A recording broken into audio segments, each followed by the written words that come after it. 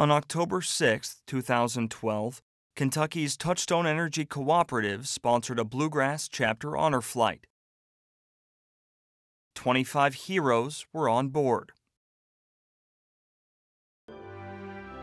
Sidney Alberti, Russell Boone, Perry Bowman, James Burke, Pedro Carrillo, Ira Collins, George Dunavant, Bobby Hatton, Harold Hendren, George Garrison, George Glenn, Charles Jackson Jr., Charlie Ledford, Ralph Lockard Sr., John Miles, Lee Newsom, James Peters, John Robbins, Frank Roberts, James Robertson, Robert Rogers, Marshall Shadburn, Bill Sharp, Jess Songer, Scott Vanderpool.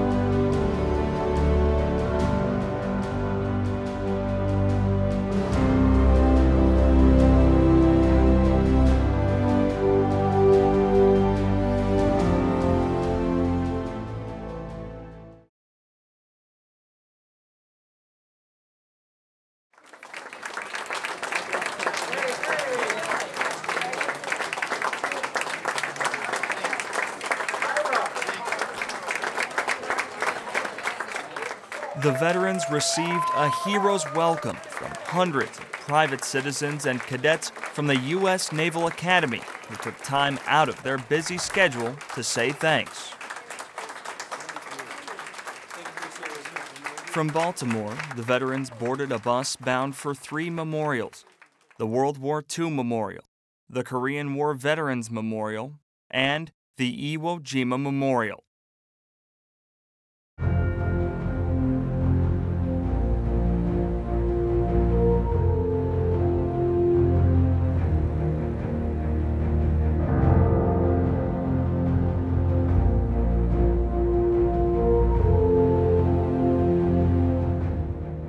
The response at each memorial was overwhelming.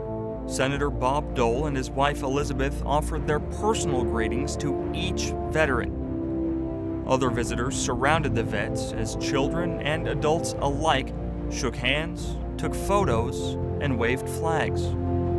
I'm so happy to see people recognizing veterans more than they used to, because it definitely makes veterans feel good when people recognize them and welcome them.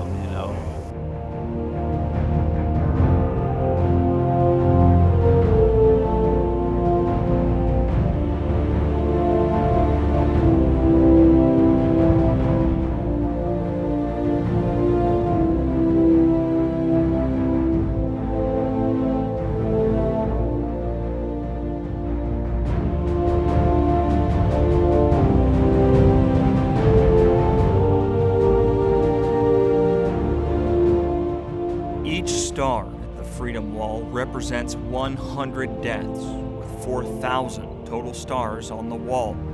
This commemorates the 400,000 Americans who died serving their country. In front of the wall lies the message, "Here we mark the price of freedom."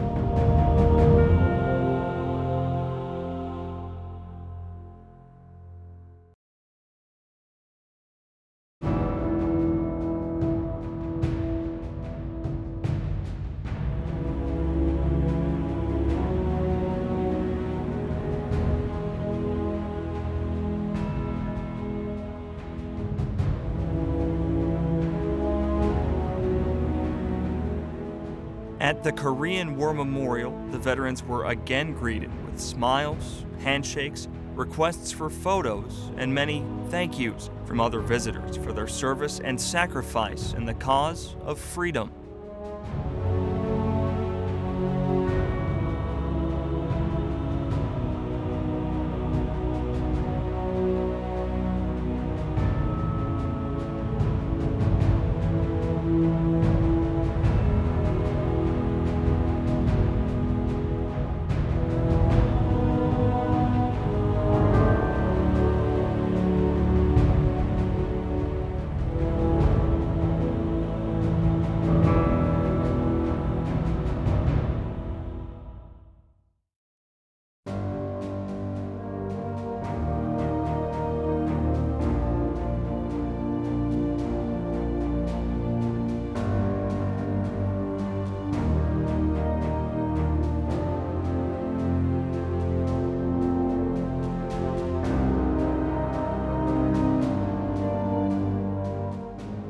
The final stop was at the Iwo Jima Memorial, where a group photo was taken.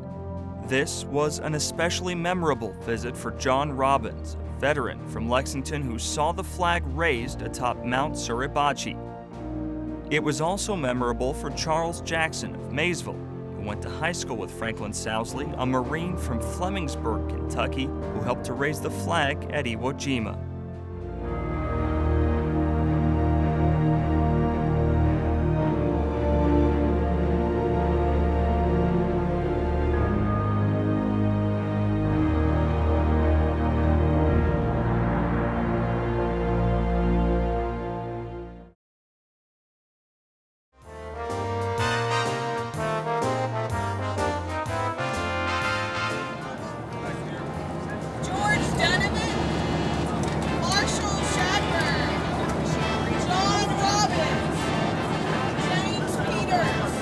On the return flight to Louisville, the veterans were treated to a bit of nostalgia as they experienced mail call, just as they had when they were young servicemen far from home.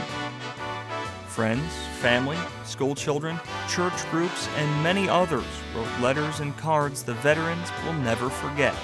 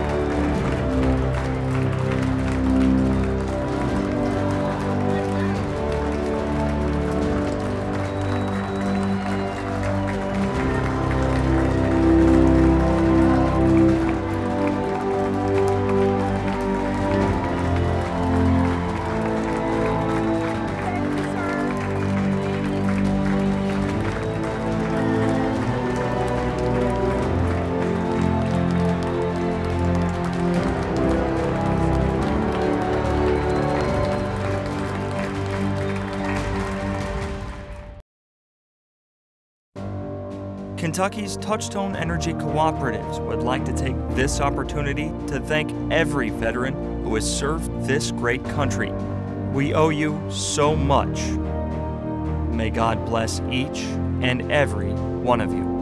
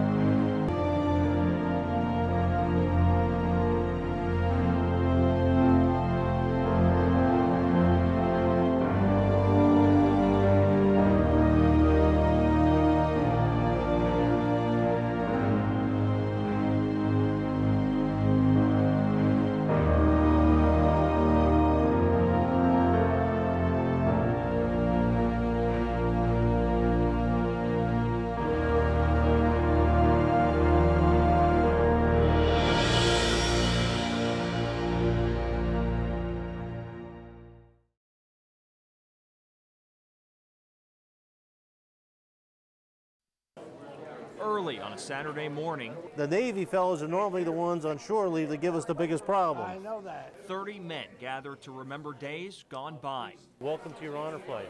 Honor Flight organizes trips to Washington so these vets can see the memorials built in their honor and dedicated to the memory of their fallen brothers in arms. You guys have a great day. Well, thank you very much.